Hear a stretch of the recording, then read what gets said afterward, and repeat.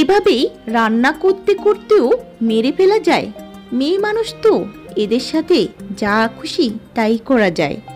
অনেক বাবা মাই আছেন মেয়ের কষ্ট বোঝেন না, শুধু একটা কথাই বলেন, যাই হোক সংসারটা করতেই হবে। আজ একজন মা, 4 সন্তানের মা বাচ্চাদের জন্য রান্না করছিলেন। মাংস পাশে আলু কেটে রাখা হাঁড়িতে চুলা জ্বলছিল। হয়তো ভাবছিলেন আজ বাচ্চারা খুশি হবে, পেট ভরে খাবে। কিন্তু সেই রান্না আর শেষ হলো না।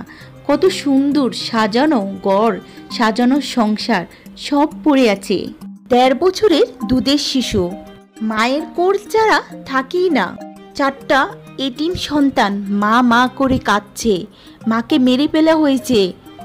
ফাহমিদা, তাসমিন কেয়ার 4টা নিষ্পাণ সন্তান কাঁদছে মা মা করে। 25 বছর বয়সী 4 সন্তানের জননী কেয়াকে এই পৃথিবী ছেড়ে চলে যেতে হলো। নিষ্ঠুর সমাজ, পরিবার এবং স্বামীর জন্য।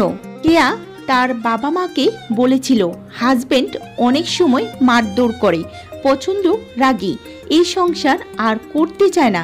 কিন্তু মা বাবার উত্তর ছিল, মা ধৈর্য ধরো, 4টা সন্তান আছে, সংসার করো, সব ঠিক হয়ে যাবে। আমরা মেয়েদের ক্ষেত্রে সব সময় এটাই বলি, না ধৈর্য ধরো, মেনে নাও, চুপ থাকো, একদিন দেখবে সব ঠিক হয়ে যাবে। কিন্তু জানি না সেই ধৈর্য কবে মৃত্যুর দোরগোয়ারে গিয়ে থামবে। আজ 4টা শিশু এতিম হয়ে গেল, তারা বুঝতেও পারছে না তাদের মা কোথায় গেল। মেয়েদের জীবন যেন সবসময় এক চুপচাপ লড়াই।